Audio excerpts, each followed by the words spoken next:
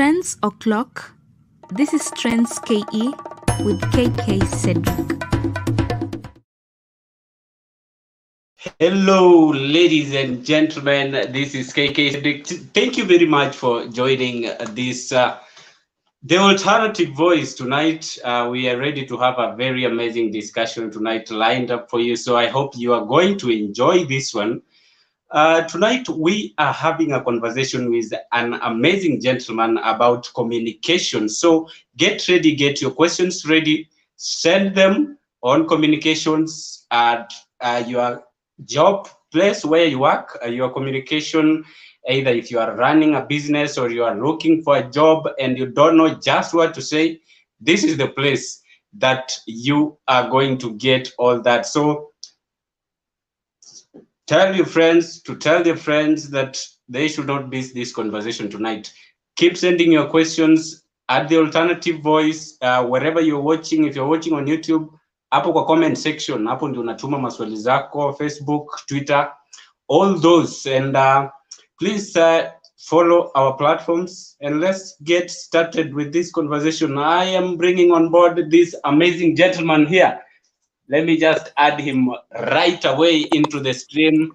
Coming up, that is him, the youngest PR professional of the year 2019, Mr. William Dekker. Welcome to the show. Thank you very much, Cedric. At least now the viewers can see that actually what you see in the poster is different from what you find on the ground. Yeah? What you request versus what is brought. Yeah. Wow, thank you very much. Youngest PR professional of the year 2019. Where is your trophy banner? It's not always far. It's always somewhere next to me here. Yes. Let me just reach for it. This one, you mean? Wow. Congratulations, Mr. Dekker. What does it take? Maybe some of us might be following suit. What does it take to get into to win that trophy that you're holding right there? Oh, thank you. So the Young PR Professional of the Year is an award given by the PRSK. PRSK is the Public Relations Society of Kenya. And every year there's awards for excellence, trying to recognize and appreciate those who have contributed to the profession through their own aspects of excellence in their areas of work. Of course, mine is based on my work that I do on a daily basis. I'm passionate about communication and public relations.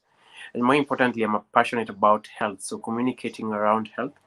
And so for the year 2019, there were a number of achievements. I'm not able to list all of them here, but then they contributed to what you see now in this trophy as the 2019 Young PR Professional of the Year. Of course, the word young is assigned to it because then for one to win this, then you have to be under 28 years old. Yeah. So at 2019, I was less than 28 years old. I don't know if I'm still at that age to this point. I won't divulge because you haven't asked. You won't go beyond that. Thank you. Yeah. Asante sana. And congratulations actually on that win. It's a big win, and it also motivates those of us who are right behind you so that we can also work harder to get some of those trophies and many others. And I'm seeing even before we start the conversation, you have a great following. You have someone here who is saying, say hello to Dekker Sa Inram. Do you know Benjamin Marani? Benja. Hi to you over there. Thank you for tuning in. Thank you. And everyone else who's tuned in. Yeah.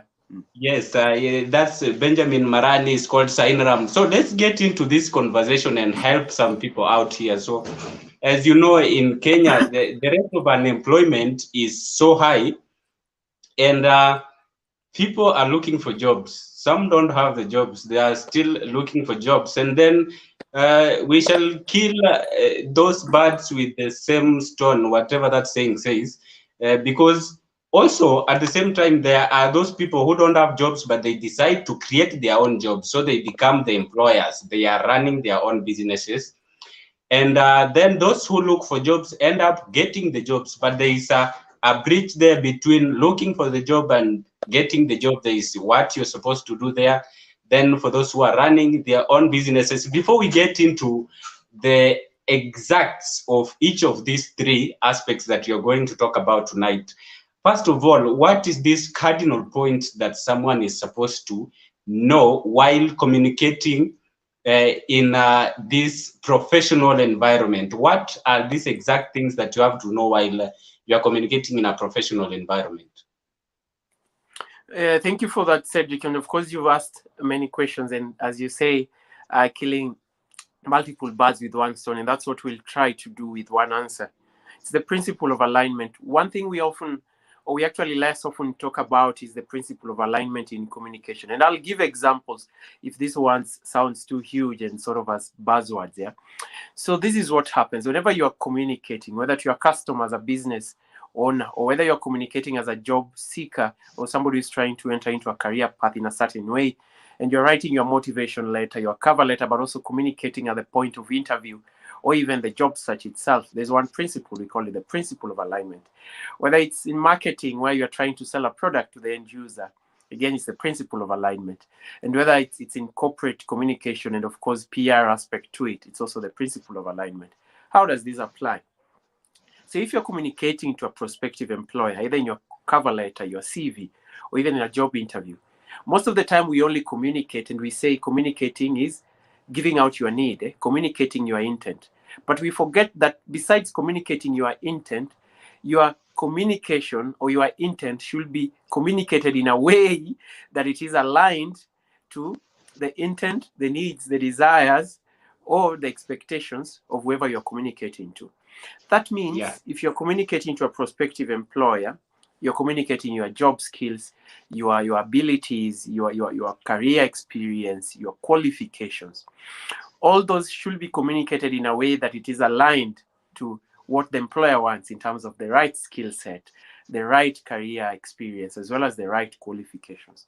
So that means in case you're writing a cover letter, it doesn't matter to know that Cedric or Dekker here is a 10th born of 20 siblings. It doesn't matter to the employer. What matters is I, as an employer, for example, in that case, I am looking for somebody who can do, for example, digital marketing nicely like Cedric. So then it means in my cover letter, I have to give all those qualifications in a way that it resonates with why they want it. Yeah. It's the same way if you are selling a product and today you are selling this nice cup of mine, which I'll show for the longest time. Wow. If you are selling this mug, yeah, I love laughing. So this is my. Well, it's a nice one actually. Yeah. Thank you. So if I'm selling this mug, I don't need to tell somebody, hey, I have a nice mug over here. Do you want it? No. I say, I'm selling this mug over here. The reason I'm selling to you this mug is because I know you like nice cup of tea, but you just don't like tea. You like it served in a way that is associated with what your feelings are expressive of, yeah? So in that case, then I sort of start resonating with you. And now I want to throw in 3 buzzwords. In comms and marketing and in psychology, and of course in philosophy, they are called the pathos, ethos, and logos. So these are emanating from Greek words where you want to appeal to the emotions, you want to appeal to the logic. Of course, you also want to appeal to the actual aspects of facts, etc., yeah, or reasoning itself. So when you manage to appeal to these 3 things, then in a way you start influencing the perception and attitude. If you influence the perception and attitude of someone, then you influence their behavior, they take action. So this is it. Cedric is looking for a job. I'll have to influence the perception of the employer that, hey, they should think this Cedric guy is a good guy. But besides influencing that perception, I need to take it to the next step so that I influence the attitude. And they start saying, I like this guy, probably we need to have him. But that's not enough. Then I need to influence their behavior, which is the action they take after that. And I say, I influence their ability to then employ you. And they say, this guy is a good guy. We like him, everything, but now let's hire him. So how do you do that? Let's take now what you had asked initially, communicating in the case of a job hunting. And job hunting has 3 phases. So we are going to distribute that into those 3 phases. The first letter is when you're looking for the job itself. Then the second one is where you write for the cover letter and the CV. Yeah? And then the third one is when you enter the interview itself. So let's start with the job hunt. assuming you're somebody who is aggressive and you're in a networking event, or simply you just call an organization and you'd like to work with them, what do you say? You don't say, hello, Safaricom, my name is Cedric. Cedric, I want to work with you, Safaricom, because you're a good employer. That's wrong. Because then you haven't communicated your intent, neither have you communicated the intent or the values or the desires of Safaricom. How about we rephrase that and say, hello, my name is Cedric. I see what Safaricom does in terms of transforming people's lives. Yeah. And I, on this end, and I also know that for Safaricom to achieve that objective of transforming people's lives, Safaricom does this, and that. And within the communications department, or within the IT department, or within the customer care department, you already are doing this, and that. And the skills you need is somebody who is very tenacious, or somebody who has the ability to speak nicely to customers, and somebody who can communicate well to them. Cedric over here has those abilities because this is what I can do. This is what I can do. I can speak to customers nicely. Yes. I have good customer care voice, etc., etc. So in such a way, your expression, what you are selling out, is definitely aligned to what Safaricom wants. And that goes to the cover letter. So whenever you're writing your cover letter again, you have to express that. Most of the time, we go very robotic on the cover letter. I hereby apply for sales representative at Safaricom. And I apologize, we are going to be using Safaricom all the way to the end. We just pick one example, yeah? So I hereby apply. It's such a robot. You don't appeal to emotions. You don't appeal to pathos, ethos, and logos, yeah? So you start from that perspective where we acknowledge the emotional connection that Safaricom has with people. And so you also have to establish that connection. I'm attracted by Safaricom's mission to transform people's lives through simple solutions. Something of that sort, maybe your introductory paragraph. And then you now talk about what you are passionate about. Driven by my keen passion for using digital marketing to convert sales into maybe purchases, and using maybe the same to influence people's behaviors in the digital space. I'm excited to express my interest in this role. So you sort of communicate that you're applying, but you're communicating it in a way that appeals to someone's emotions. They see, wow, this guy is passionate about this, and that's why he's applying for this role. Yeah. And then now you proceed now to... Sorry to cut you short. On that aspect of writing the cover letter, most people whom I know, obviously, have a template that is always ready for a cover letter. Yeah. So the only thing that they work with is just at the salutations, it's okay. So what they are just changing is the company name there, and maybe if there is those post office number, that's the only thing they change, but the whole body is the same. So you're saying that the same communication can't apply to different entities or companies. Very right, and I apologize for sneezing there on camera. You're very, very right, because you've just given us an example of worst case scenario, or a bad example to be using in this case, which is a good thing, because we have a bad example to use as a good example. The reason most of us, of course, don't really invest in application is something to worry about, yeah, because you are just taking a cover letter and then you are sort of editing name here and there, of course, sometimes going with all the mistakes. It means you've not put your whole heart into that application. You're simply trying to tick boxes that I've applied for this one, let me apply for that one. I personally, if you allow me to give an example, I could take a whole day to just write one cover letter. And you may think, oh, this guy is actually a good communicator, you should write that cover letter in a minute. Because I look at the points of alignment. Where do I want to align myself to based on what Safaricom does? I will take a whole day Googling, looking at Safaricom's vision, mission, values, what their employees say actually that they like about Safaricom. And then I have to communicate that in a way that even if it appeals to me too, then let me communicate it in that cover letter. A cover letter is an opportunity for you to talk to the recruiter. Because assuming a job has 2,000 applicants, how do you get past that first door? You have to communicate, and of course, as if you are really using this as your last ever application you're doing on earth, and if you don't get this job, you're done. So that's why you invest even more than a day towards it. You are not supposed to be using 10 minutes to write a cover letter. If you're using 10 minutes or even an hour, probably you're getting it wrong. Yeah. So you invest that amount of time towards that cover letter. And of course, before you brought in that good example of a bad example, we were at the point where you've already appealed to emotions. Now start appealing to the facts and reasoning and the logic. So you start talking about the actual skills and experiences that you have. You're experienced in digital marketing. You've done this for the past 2 years. You've done digital marketing for maybe 4 brands. Give the actual facts, numbers, and figures. Most of the time, we never say those. We always say, I've done digital marketing, full stop, or I've done it for 3 years. Tell us even for how many brands. If you're able to list them, do it. It gives you an edge over the rest, because then you're using what we call the STAR model, which employers use actually in an interview, where you give the situation, the actual timeline, but you also go to the actual actions that you undertook within that role and say what you did in those roles. Of course, you see a cover letter as something that should be 3 paragraphs. Personally, I invest like a full page in a cover letter. It's always about 350 to 450 words. And then I reduce the font, which is wrong anyway.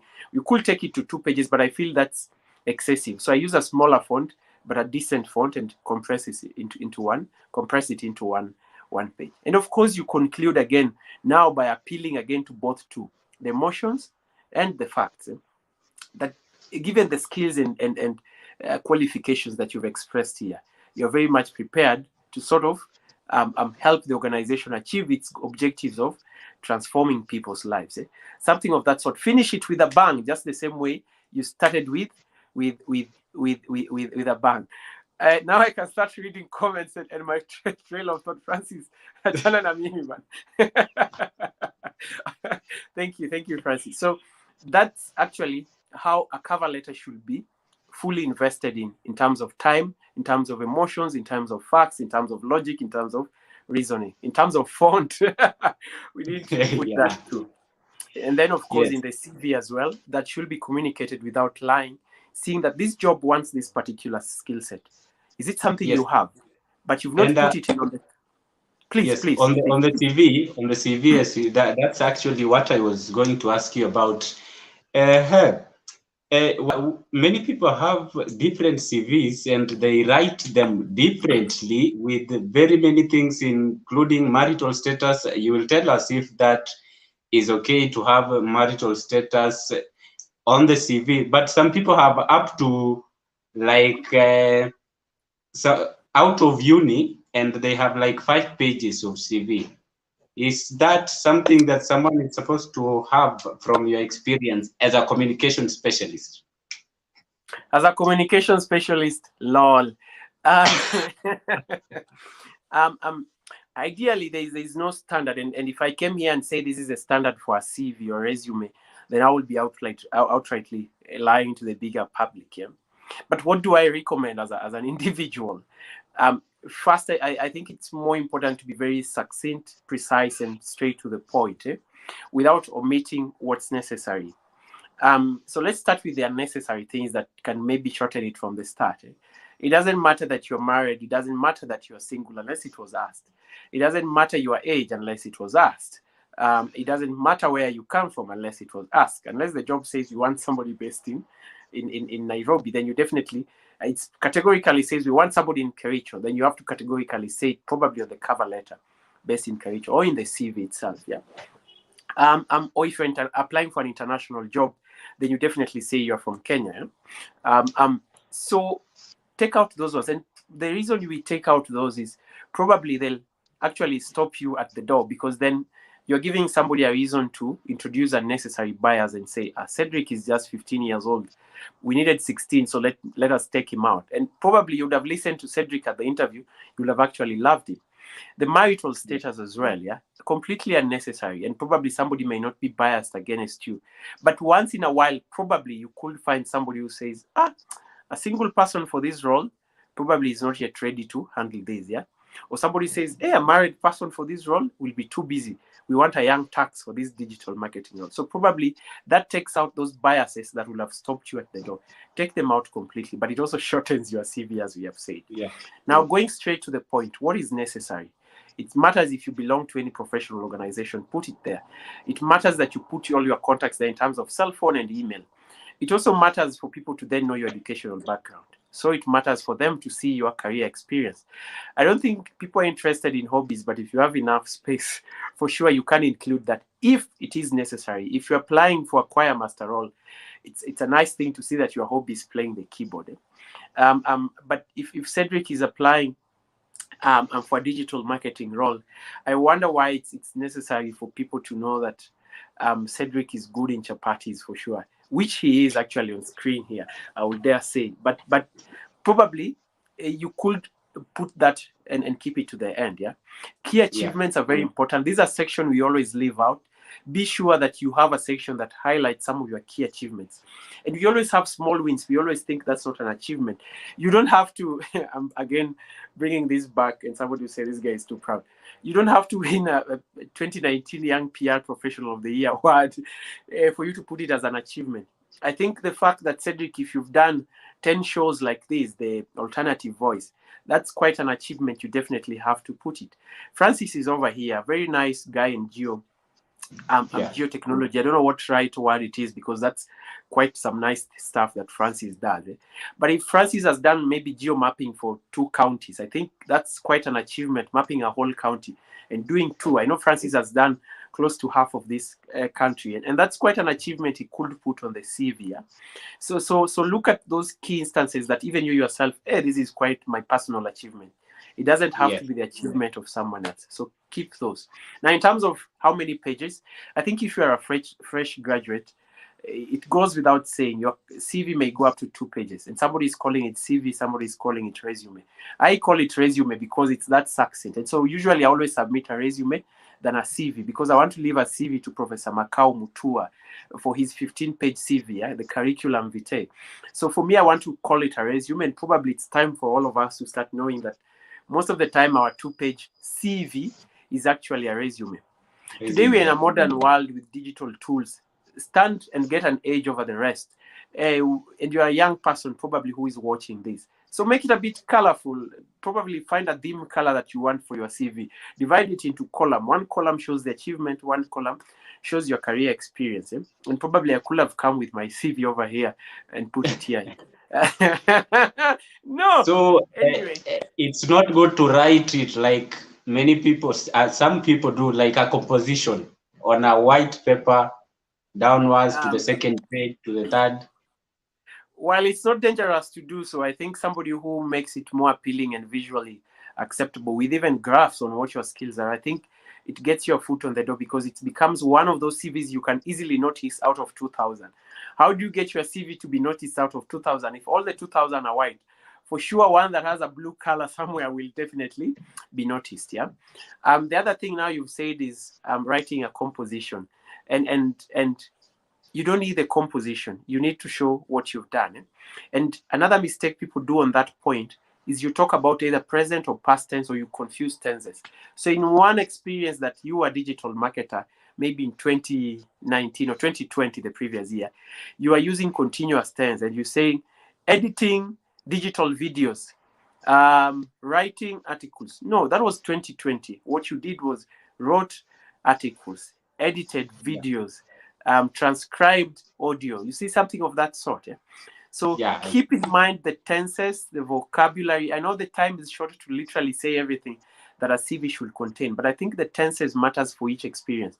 If it's current job, then use present continuous tense. And there's a difference between present continuous tense and the present participle, where you use the gerunds ing, writing, writes, plays piano, playing piano. So which one do you use in this case? So playing piano, that's the gerund ing, but plays piano, takes children to school. That shows you it's something you're constantly doing today. And that should be the language you use on your current section for 2019 to date. That's fast. And in terms of ordering, start with the latest experience, yeah?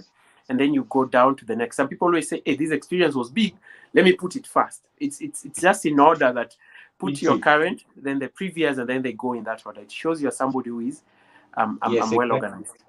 And one thing that, and I know you want to come in, I just wanted Yeah. to put an extra comment to it just before you come in. One thing we don't realize is some of the people reviewing these CVs are super high intellectuals and they really want to move very fast. One character you'll find with a good number of them, I'm not saying all of them, it's OCD. That obsessive, is it cleanliness disorder or something, but doesn't mean the CV should be clean.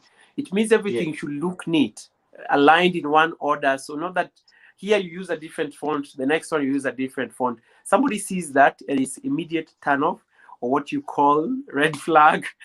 Yes. Yeah, exactly. So you try to ensure that the font is the same, they are arranged in the same way. How you start your date is the same. If you say 2021 to 2023, that should be the next one, even should look like that.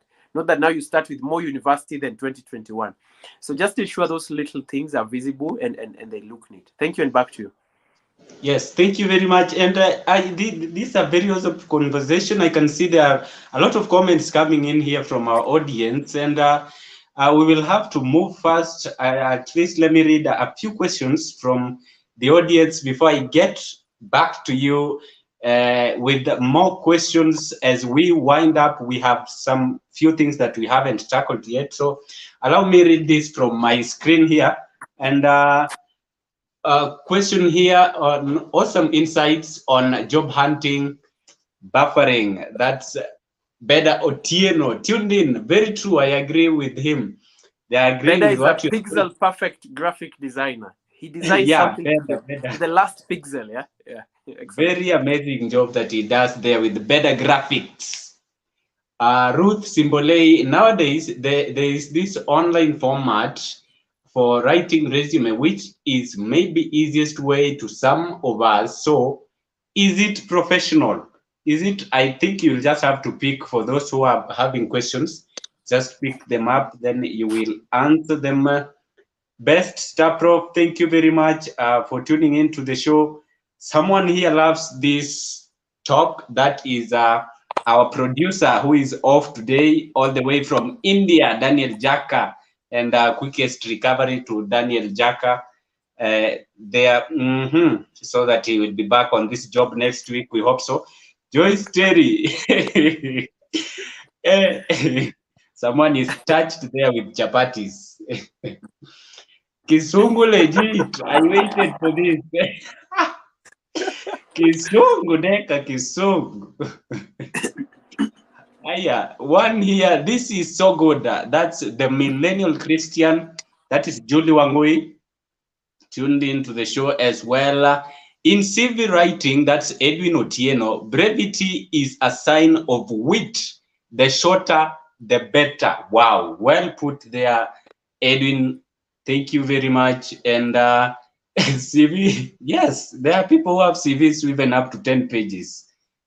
Hey, Buana, this guy, that is Francis Omondi, is also tuned. Joyce Terry, I knew I wasn't wrong to tune in. Good insights here, Dekker. Thank you very much. I have yearned to see this for long. Janet Whiter tuned into the show as well. There are so many people who are tuned into the show tonight, and with very many comments coming in thick and fast. This is so educative. Things we literally ignore. That's Best Chaprof, always tunes into the show. Ruth Simbolei, Dekker, you have a nice bag. Lol. Wow, tuned. Salimia Dekker. Dekker umesalimiwa pale na Meme Bri. Nani mwingine? Abby Chebi is also following the discussion. Hey, who is this? Who is this also tuned into the show? Someone I hereby Helen Marura is also tuned. Thank you very much, Helen, for tuning in. Congratulations, Dekker, for being the youngest PR professional of the year 2019. Adorable magician there is loving the discussion we are having. Loud and clear from Los Angeles. Hey, Uko, when did you fly? You did not alert us, Buana. Alex Onsase, hello all. Where did the other TFV show go? Loving this one too. Salimia Mgeni. TV shows, we will be communicating, we will be having our own relaunch, a mega relaunch, and we will be communicating to you how we shall be having our shows very soon. So just keep tuned into the show and on to our platforms. Eddie Pedro is following. Thank you, Eddie. Nicole Caroline Omolo, thanks for tuning into the show and following. Best Taprof is tuned in. Thank you very, very much for all of you who have tuned. I can see we are so many, and there is just a lot that we are supposed to talk about. So please keep sending your questions for those who have questions.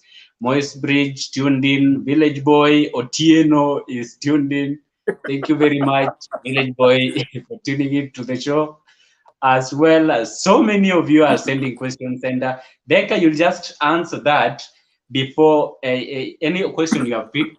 Then we get into the interview bit. Just briefly, I can see we are almost up to 30 minutes, and then we will get into that professional, someone is at the workplace, and those who are running businesses, just briefly as we wind up. So any question you've picked, Dekker?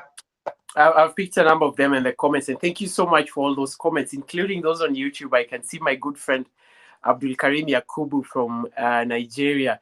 Thank you very much. Abdul Karim is actually a comms professional with Medecins Sans Frontières, Doctors Without Borders. Yes. Excellent chap, yeah, amazing chap. I can see also Gishimu is also tuned in. Gishimu was my comrade back in Moi. And of course, a number of everyone else who has put all those nice comments. Yes, and yeah, awesome. You can go ahead. So as I respond to the question, thank you, Abdul.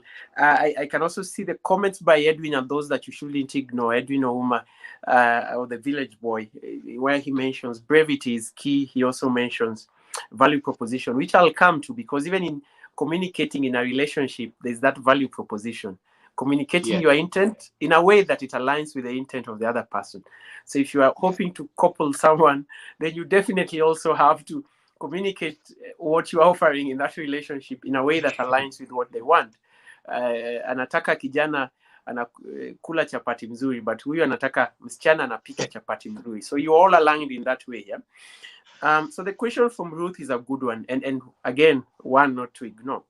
So Ruth, yes, there's these online CV formats. It makes your work easier. Probably if you're somebody who's struggling with creating your own CV, not everybody is a good designer. Cedric or Asbeda, who is also tuned in here, to come up with their own design for the CV. So it means you can always use these tools. What you shouldn't copy paste is the language, as well as what's there in the contents, because then that's definitely not the best thing. It's not communicating who you are, but the format is fine if it feeds in the right information. I know of one format because there are certain organizations which need those to help them scan through very quickly. For example, if you're applying for a job in the European Union, there are those entities that prefer what we call the Europass format, and you may Google that. It's a nice format. So you can always look at Europass format and see what do they want. All these sections that we mentioned, I always put there in the Europass format. So when you look at it, you look at those sections, then you copy paste the same and put them in sort of your design. You don't have to take everything in terms of the language, because I too know Europass format has its own limitations, and probably the employers who wouldn't be taking that, yeah. So it's okay to use those CV formats. Just ensure that the content that is going there is yours. And then also it shouldn't be too flowery. I know because we said color, a bit of color here, then now people are going to put pink on one side and blue on the side and yellow, and for sure that's of course now too much, and that's why Edwin says brevity is key. So probably we can also recommend certain colors. One is teal blue, TEAL. That's one of the very calm colors, and you can blend that with gray. You don't need black. Black is too intense unless you're using it for a small corner or a good section, maybe the titles, background, profession.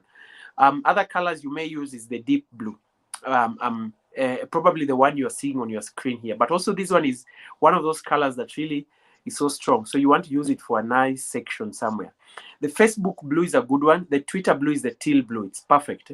Put it somewhere there, and also blend that with the gray. You can also use the brown, the deep brown color for a certain section, and blend that with a bit of orange here and there. Of course, these are free classes now in graphics design. Better is probably better at this. I can see Faustine is also commenting on the same. Probably I shouldn't look at these comments now that they distract my flow of thought, yeah?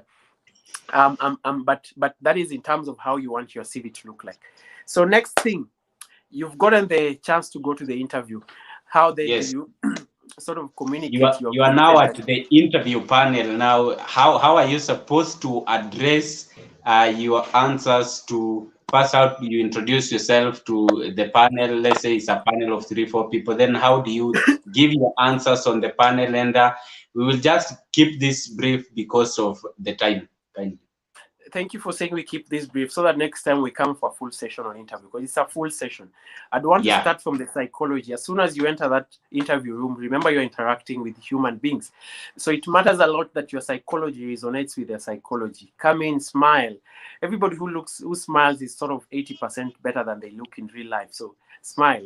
That 80% is our own figment of my imagination, my creation, but it actually works. Statistics should say something between 60 to 70%. But I know for sure when you smile as huge as Cedric here, and we can always see up to the gum, that's perfect.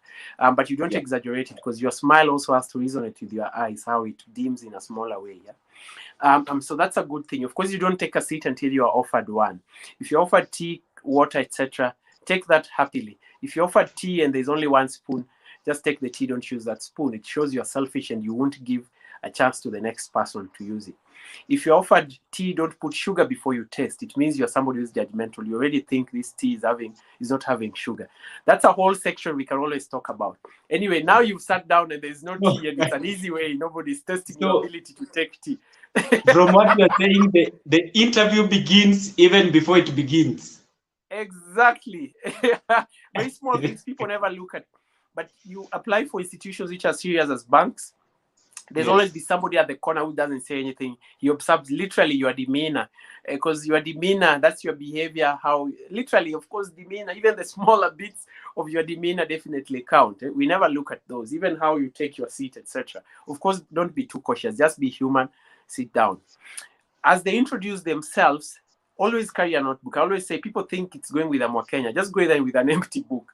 And then you say, would you allow me to then use a notebook in this interview? They say, fine. What it shows is that this is somebody who is very intelligent. You understand that as a human being, you may not hear all questions.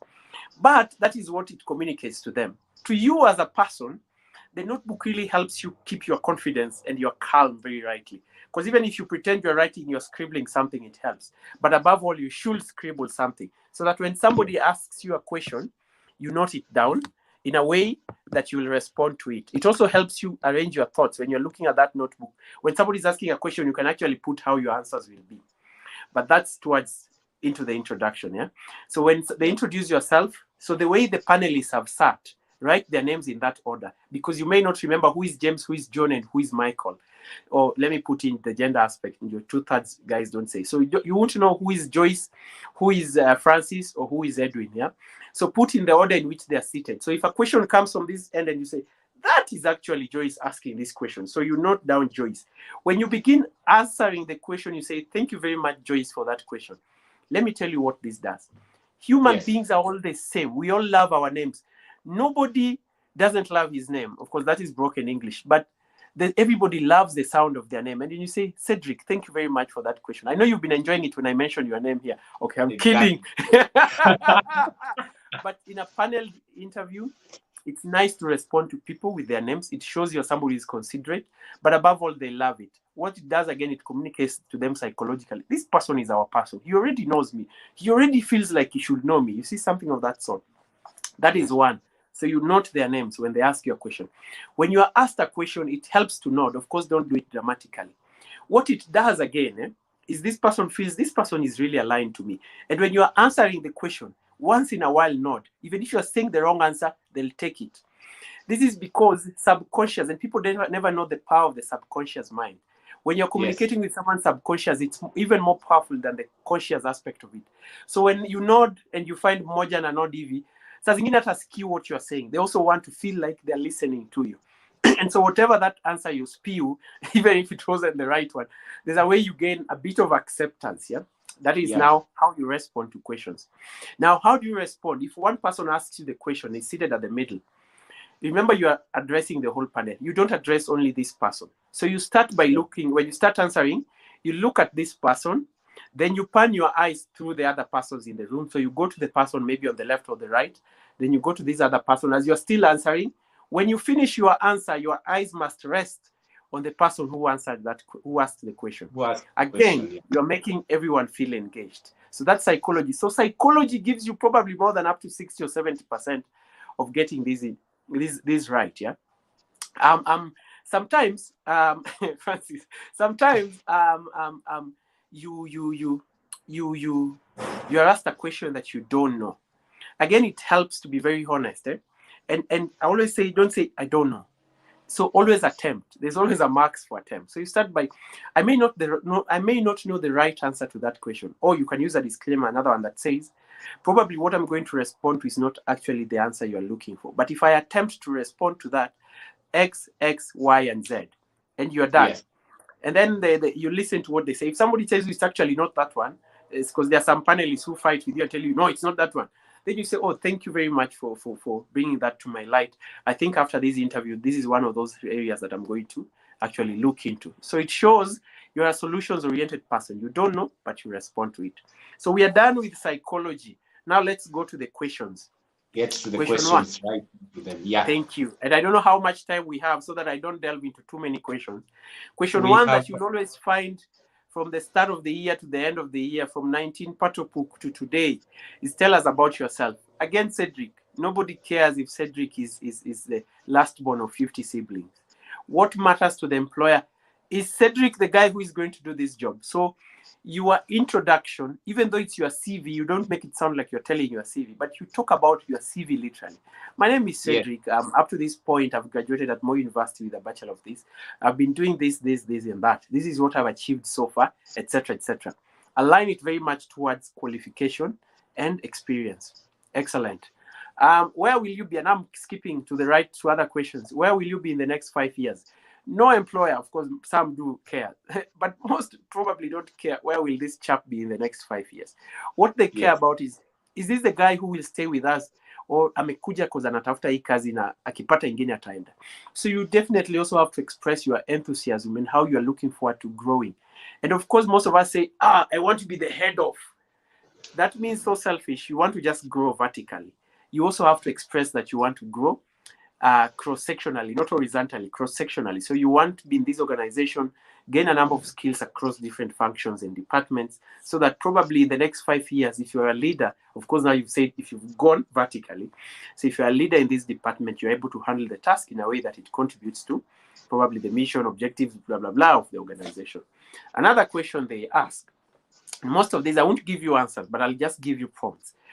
Probably earlier people used to tell us your weakness. Today you're not asked, tell us your weakness. Maybe one or two will ask, but you'll be asked, tell us about a time that XX, somebody was not happy with your work or something. You did something and it was not pleasing. So in such a case, somebody wants to see how probably you handle emotions or how you manage people or how you work with people. So definitely your answer can always be as truthful as possible, yes. But also at the end of that answer, tell people how you managed it. What matters is how you solved that wrong problem. If you're talking about, if they ask you straight about your weakness, so tell us, yes, that's a nice weakness. Of course, never tell us again that you are a perfectionist. That's a non-lie. Today, everybody says that. So tell us another weakness, but tell us how you've managed to overcome it. Lakini usichome sana na hiyo weakness. Ati, hey, me, I don't survive with people. Hey, and you want to work with people? No. Usichome sana, yeah. Other questions are the salary question. Probably will keep. Yes, about the money, actually. Yeah. Yes, that is it. But now I'm giving people the answers I will be using probably in the next few years or months or decades. The salary question, probably it's good for somebody because the interview starts before you come to the interview.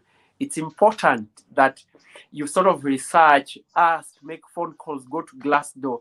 They'll give you figures in dollars at Glassdoor, but sort of give the average range this position is offering. That is one. Two, when you come to the role, when they ask you that question, give them a chance not to ask you that question again.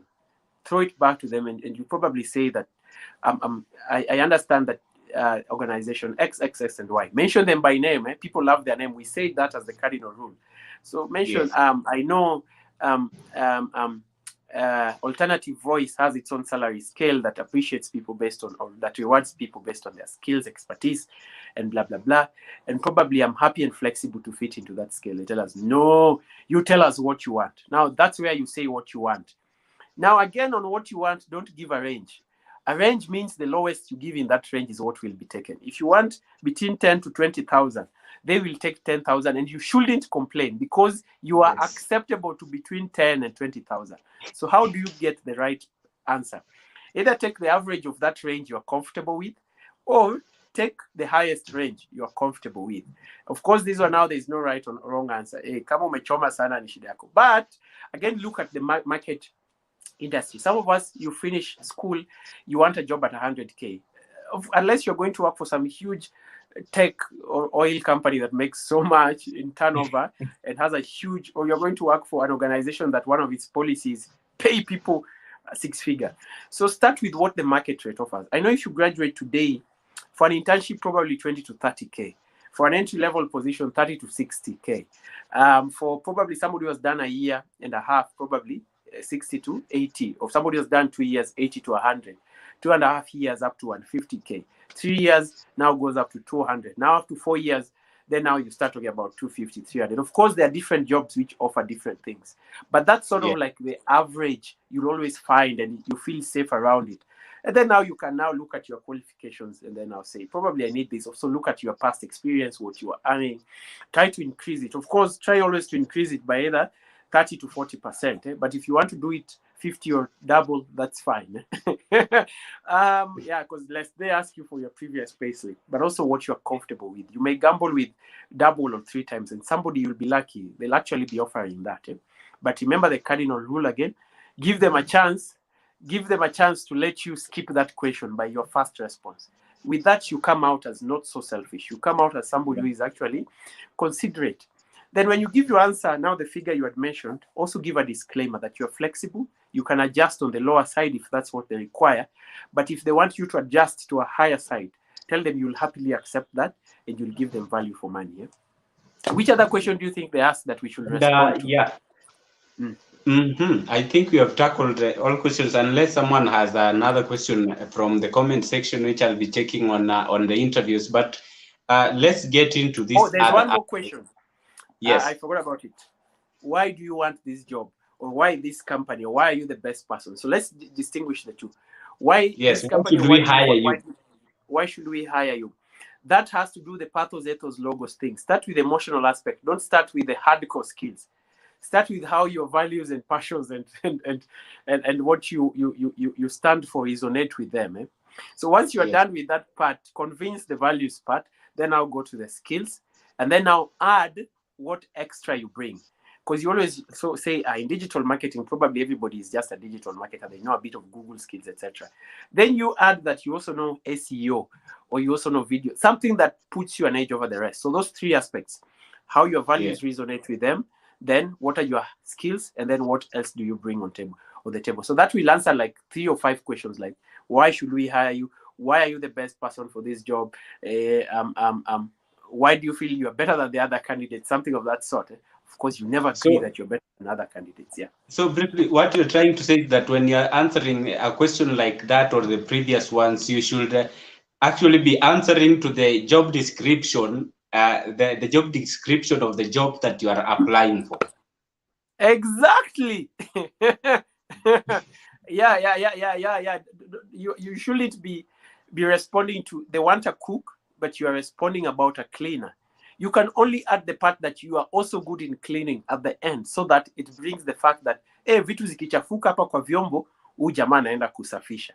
So you also show, because in an age where people do redundancy and Edwin has the right words, where they try to trim and have a very small lean kind of stuff.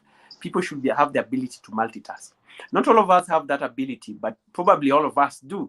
Look at what else can you always do in a work environment, so that you also show your ability to be a multitasker or versatile.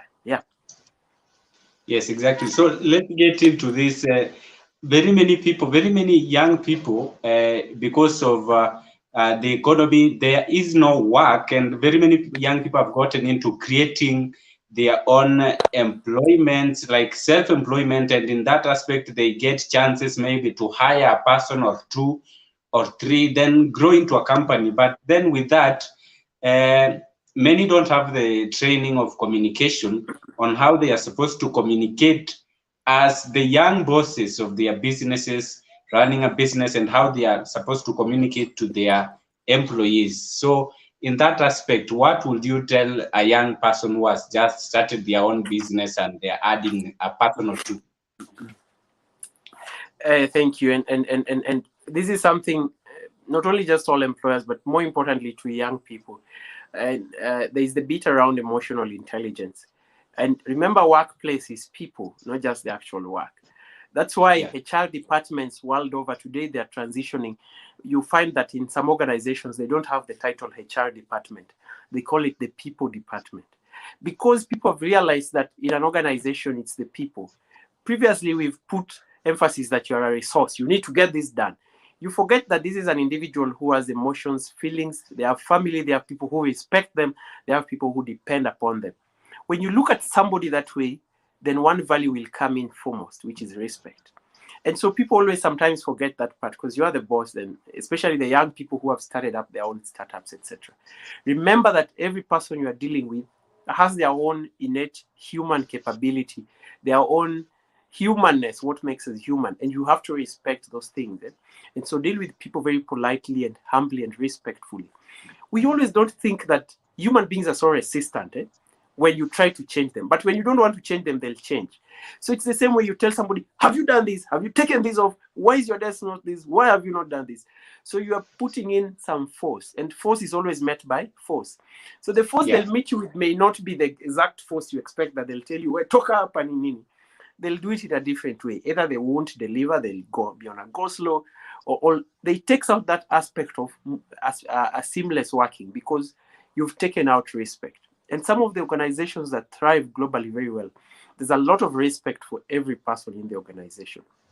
Two, if you're a reader of books, currently one of the books I'm reading is The Laws of Human Nature. And you realize Robert Greene tells you, if you want somebody to do what's something, that book again? Laws of Human Nature. So Robert Greene is the author of 48 Laws of Power, the Laws of Seduction, and of course now the Laws of Human Nature, among other books that Edwin will list for you here. And he'll tell you that people actually unaware of what they are doing. We may look like we are aware of what we are doing even now, but the reality is that human beings are not aware of their behavior, their actions, their emotions, etc. So for you to change that, you don't have to bring it to the intention that, you're actually a very bad person at doing this. You may want to tell them, how about if we did this? And then you give them an opportunity to feel like they're in control. That how about you propose, be a proposer. And when there's a course called Investment in Excellence. You are taught how to resonate with people. You be a proposer rather than a commander. So when you propose that, how about we start our meeting at 9 a.m.? Of course, you are saying, let's do the meeting at 9 a.m., but you're giving somebody a chance to accept and actually agree. Actually, I think 9 a.m. is a good time. A human being, when they feel they're in control and they're in charge, they give it their best. And so when they say, yeah, I agree, 9 a.m. is actually a nice time, they'll be there on time. But if you say, let us be here by 9 a.m., trust me, I saw that meme you posted today online where Kenyans, the plane departs at 8, they'll be there at 8:05, hoping that the plane has not departed at 8. Yeah. So it's the same way when you propose to people. How about we go out? It even works in other aspects of life, relationships. When you are a proposer, you get things done your way more than if you command. It's you're making somebody feel they have an opportunity. And yes, for sure, sometimes you shouldn't do it just because you know the answer that how about 9 a.m. If they tell you for sure 9 a.m. I'm not able to make it because of this, I can't meet that deadline because I have these other tasks. You start becoming a team player. Okay, then how can I help you get this task done so that by 9 a.m. we surely meet this prospective funding company? You see, something of that sort. So all of you then move together. You don't want to move alone. As they always say, oh, walk alone if you want to do what? I don't know it. I'll keep it there. Yeah. Exactly. And I think you've given us several points there where how someone is supposed to act when they find themselves being the bosses at the workplace, because most of the people don't know how they are supposed to behave in that environment. Maybe they had a bad experience with their boss, and now they are the bosses. They want to boss around. Yeah, you have a point there to add on. Yeah. And I was saying this is on the boss himself. How about you, who is being treated that way with your boss? Again, people are subconsciously aware of what they are doing. Eh?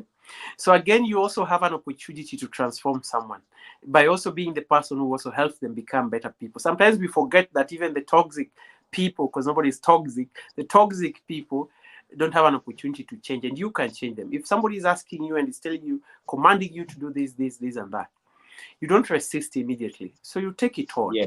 Then find an opportunity at a sober time when they're calmer, probably in the evening at the end of the work. So tell them this work is done. But when you spoke to me that time, the tone didn't come out nicely. And I felt that you violated this, and that. And it doesn't work nicely for me. So this person, whether they don't accept that point, remember human beings will always have a time where they think about themselves. Either kwa choo, of course, asipoenda na simu, but akioga ama akiosha vyombo, where haezi shika simu. Yeah, so they'll get to think, by the way, that guy had a point. Even if they fire you, you've helped the next employer. Of course, you also don't come out and expressing it so strongly, because these are challenges that should exist in every normal workplace. Young people always think, hey, mimi nikiongeleshwa vibaya, I'm out. And it can never be green on the other side. It's always just painted green. So you accommodate people, and that becomes a feature that helps you really thrive for longer. Yeah? If you're able to accommodate people and the different personalities, because not everybody is going to be as jovial and happy as Cedric. People have their own things they're dealing with beyond work. So that will be another course altogether on root causes. If you're somebody who can always find root causes and you address. I think the reason this guy is so mad at me is because somebody on the other side has done this, and if you can always solve that, then it will solve your case. Eh? But another discussion altogether. Wow, thank you. An amazing discussion we have had here, and I don't know if there are any other questions. That's John Short commenting there. Who else? Ego is the enemy, from Edwin Otieno, saying that ego is the enemy. Hi, late but nangoja update. Thank you very much for tuning in, though late. Bal, thank you for tuning into the show. Kevin Otieno Molo already in. Pass my regards to Mr. Dekker, PC, Kevin Omolo. Thank you very much for tuning in, PC. And wow, mnanichanua, our producer there from India, amechanuliwa. Asante sana. Your unique selling point, USP, matters in the interview. That is from Edwin Ouma. He had a question here. I don't know if you handled it. Talk about ATS, applicant tracking system. Very educative there from Doris Njoroge, Dorin Josh. Thank you very much for tuning in. And Deko umenifanya nataka kurudi class ya communication from year 1. Omolo there. Hey, awesome tips shared by Mr. William Dekker. I did a mock interview with him recently and landed a job. I'm so grateful. So if my M-Pesa is open. My M-Pesa is open, Faustin. You can see. So if you're missing this interview, this is something that you are supposed to be up to. And we had read the other questions. So that question there by, or let's just finish up. Amazing session today. Thank you, Dekker, and alternative voice for this, Helen Marura. Sante sana, Helen, for tuning into the show. And good evening, Dekker, Samuel. That is Sam Oriwo. Thank you very much for tuning into the show. Yeah, you can pick up what Edu has said there as we wind up. The applicant tracking system is mostly used by organizations where people send in lots of applications. So somebody may not sit in front of a computer and review 5,000 CV. We know on an average today, a job will attract lots of applications. I wouldn't be so specific, but probably a comms job at an officer role. If you send out a JD today and you want applicants tomorrow, you probably receive about 400 to 500 applicants. So if somebody is reviewing this, for sure, that's a human being. So you always find that it's hard for them to objectively review this. So then people use the applicant tracking system. So you say, upload your CV here. Or unapatiwa yenye, you just type contents. They say, type your experience here. So that they're going to upload it into an applicant tracking system. And most of these systems are automated. So it scans through keywords and then it grades CV based on those key experiences. It says, we wanted somebody with 3 years experience. Then the system looks, today is 2021. This chap started working in 2016. So he has 4 years experience or 5. So let's take him. It also looks at, in our job description, we said a digital marketer with photography skills. Then it looks at your CV and realize it doesn't have photography. So back to the basics that we started with. Alignment, alignment, alignment. Does the chicken come to roost? As you can see, we started with alignment. So aligning with what they want, especially if it's a skill that you have. Of course, don't lie, so that at the end of the day, then when you're given the actual camera, you don't know even which lens works where. Yeah. But if these are skills you've had and you know them, probably you find it's an experience you don't have, but it's a skill you have. So always find somewhere to indicate your skill sets. Probably, and if it's something you've done and you have achievements around it, put it there. So the applicant tracking system will pick and will find those keywords and it will put them there. And then you're able to pass through to the next stage, which is not interview, but now physical review by a human being. So probably it narrows down to maybe 100 or 50 CVs and somebody can review those. So that's ATS thing. It's a whole other discussion in the HR field.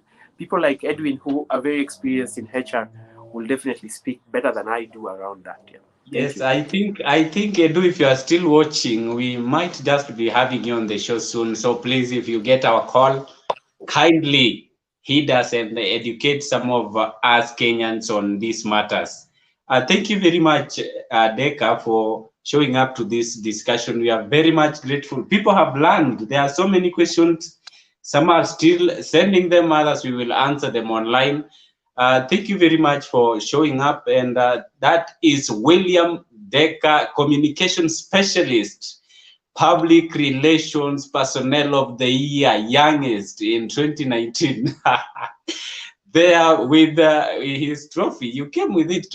You can show us as well as you exit. So asante sana, and thank you very much for those who tuned in to the show, for all your amazing answers and responses. Those not answered, we will follow them up on Facebook. I see we have even exited our time very badly, but it has been for a good cause for those of you who have learned. I think we shall see you next week for another amazing discussion. Actually, look out for the trending topics of this week. Tomorrow, they shall be posted up tomorrow. So follow that up. Thank you very much. Follow our platforms, The Alternative Voice, YouTube, Instagram, Twitter, Facebook. At KK Cedric, you can also look out for me. Thank you. See you next week. Bye-bye. Adios. Yeah. Thank you. Bye. Thank you.